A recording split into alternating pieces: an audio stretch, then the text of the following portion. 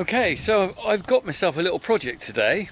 I decided that I was going to renovate what we call the tool shed, and it's the garden shed that generally a lot of bits and pieces get put in over winter, maybe the lawnmower or things, but it's been neglected for a while. We put a new floor in about 40 years ago. I think my dad put a concrete floor in, and he redid the door outside. We've got a nice oak door there now. The old one had rotted out.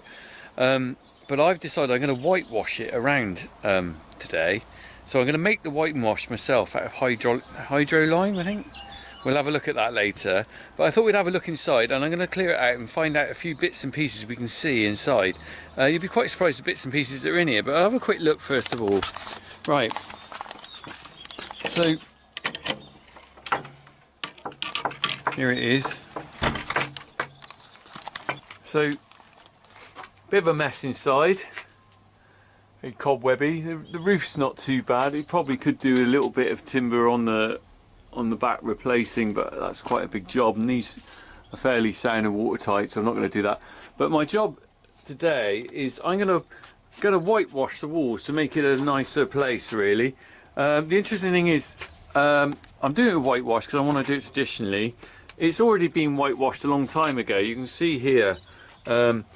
But it's also got a pink wash on it. Now the interesting thing about that is I looked it up, and that is actually, they used to use blood in the lime wash, because lime wash is white. They used to use blood, like pig's blood, to get the pink colour. I haven't got any blood, so what I'm going to do is I'm actually going to leave this top piece as it is, because I think that's quite interesting to leave that historically original. This is an old chimney breast that was going into a smoking chamber behind here, and that's really old. And I think this was here before they built this roof on. So this isn't a little shed they put on the side of the house. This would have originally been the outside wall. But I'm going to clear this out. We'll have a look what's inside, and then we'll talk about what I'm going to be doing with the whitewash. See how we get on with that.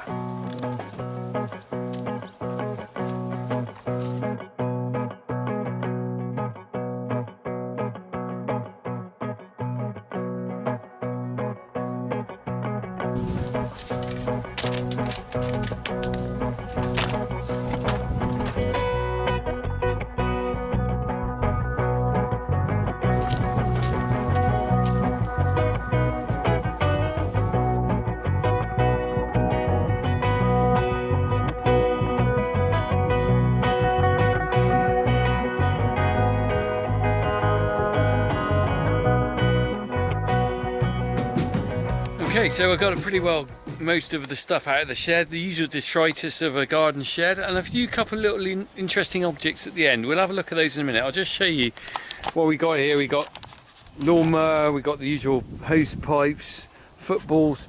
Don't know what this net's for. Look at the dust on that, it's pretty disgusting. Ugh. Frisbee, you know, the usual stuff. Very worn shovel. But we'll have a quick look at the other couple of objects that are quite nice. Okay, so well, we've got a 400-year-old farmhouse, but the outhouse here, the little, what we call the tool shed's probably, I don't know, 100 years old. Not that old considering how old the house is. But inside, so there's not that many objects in there that are particularly historic.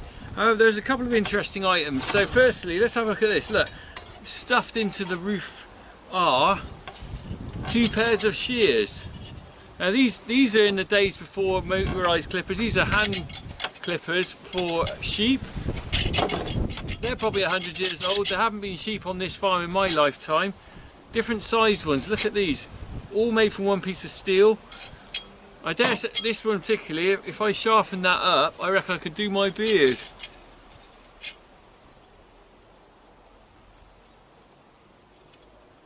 Oh, maybe not. But I'm going to put those back in the roof space when we finish. So they're quite nice. They're kept dry, they'll be fine. The other item on the back shelf, which I knew was there, is this little lady. Look at this. The Headless Lady of Newhouse Farm. And let me just come a bit closer.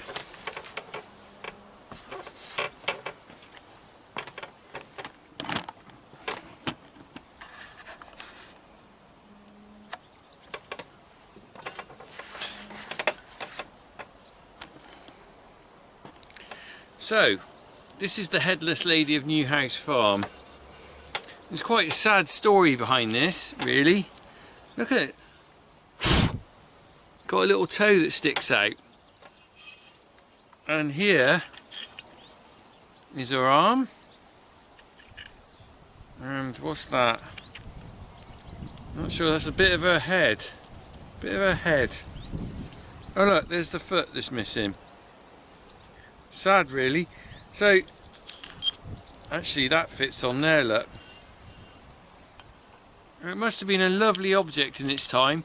And the story goes, my dad told me this, my cousin Derek came over when he was a little boy, so this is probably 50 odd years ago or more, and dropped her on her head, and that was the end of the lovely lady. I'm not sure where she was. She must have been inside the house somewhere as an ornament, and it's a lovely ornament. Must have been, in its day, must have been quite an expensive thing. I don't know, maybe it was an expensive thing. It's got some holes in the side. I wonder if it had a stand on it. I don't know much else about it, but it was dropped and the head is gone, so we've got a couple of bits left over. And because it's such a lovely thing, it was obviously a lovely thing in its day, no one liked to throw it away, so they just put it in the tool shed, and it's been there at least 50 years, covered in dust.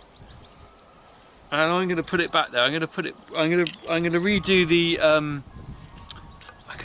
the shelf. I'm going to paint the lime wash around it, and then I'm going to put the headless lady back, and she'll be there probably for another 50 years. But there you go, that's a bit of family history there, just in the tale behind it. I think my cousin Derek was only, like, you know, a little young kid, didn't know what he was doing. And that's what young kids do, probably kicked a football later or something. Anyway, right, let's crack on. I'm going to mix this lime mortar up and paint it on. This can be interesting in lime wash, because I don't really know exactly how to do it.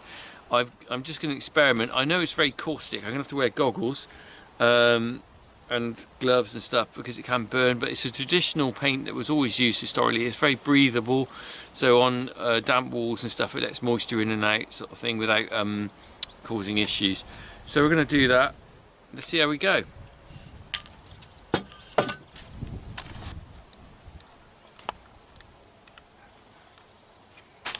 Well, we can get a better look inside now. Cleared all that stuff out. We got, so this shelf, look at this, that's past its best.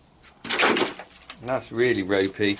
That's going to be firewood. I've got a new plank to put in there. This, oh, look at these irons.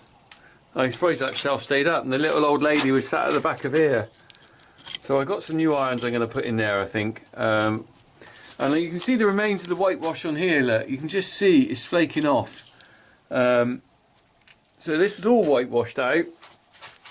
The back wall is better. The wood's a bit ropey on there as well. The back wall still good. I'm not going to do anything with that. There's some original filling there. I'm going to, like I said, I'm going to leave this section here. I think that's historically interesting. If we go to that level there, it just leaves a bit of history behind. You don't want to eradicate everything, but you know, the rest of it I'm going to whitewash over. Anyway, I've just got to clean it out a bit first.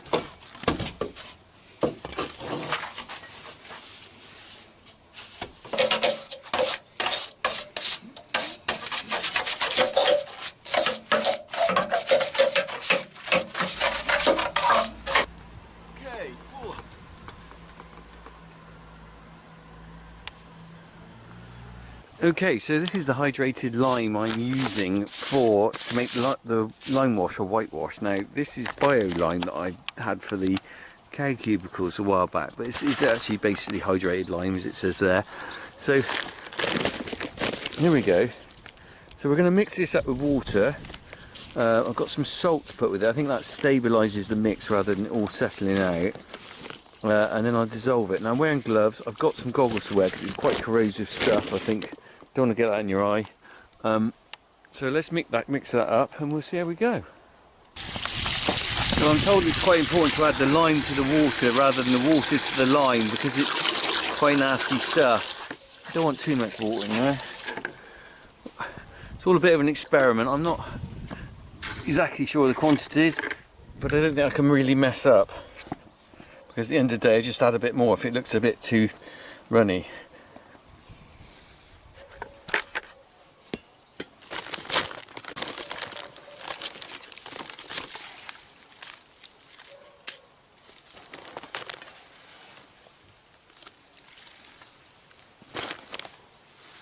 Oh, it's bubbling away. Let's see if we can see this. You know, there is a chemical reaction going on here. I can see it. You can see it fizzing. So I'm using this to stir it.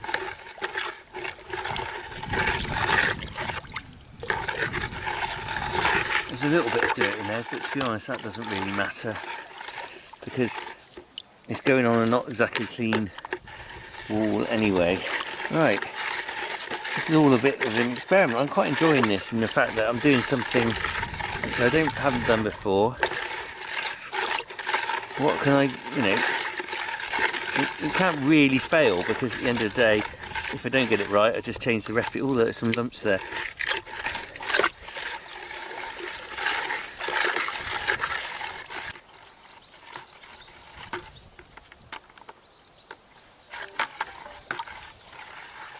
Okay, so in my make it up as you go along recipe, I have just put about 3 heaps of handfuls in there. It looks quite thick. I'm going to add some salt, which is supposed to help it stay together. A bit short on salt because the problem is I can't get any obviously in lockdown very easily. So I'm using table salt. I'm just improvising a little bit. I'm not using it all. It's quite thick at the bottom. I just got to keep stirring it, I think. Right, so that might be a bit too thick, I don't know. I'll report back in a bit. Right, so I've left that in the tub for now. I think the thing with that is that I've got to keep stirring it as I go because it will settle out. Inside the shed here, it's a bit dark. I hope the camera can pick it up. So let's have a look. It's all swept out now. The walls are okay-ish. I've swept down the dust on them. They're not too bad. I think the thing I've got to do now is I've got to dust. I've basically got to spray them with a bit of water to get them damp, because the lime wash will go onto the walls better damp. So I'm going to get the hose pipe. I'm just going to give it a spray of water. I don't want it really wet. Just want it. I filled that crack as well because that was a bit of a problem. Not ideal. I didn't use lime mortar for that, I confess, but that was only one little small crack and it'll do for now. Ideally, if I was doing it properly, I'd have lime mortar, but I didn't have any to hand. Well, I could have mixed up something with that, but it was just, you know what, I'm sure that'd be fine. Especially when you look at this repair here that was done God knows when. There's about 3 different sorts of mortar here. Right, so we're going to start there. I'm going to work out, spray it, and then we'll see how we go with the whitewash. Okay, so I've got my hose lock gun on. I'm going to give the walls a very light glass to this. Let's have a look.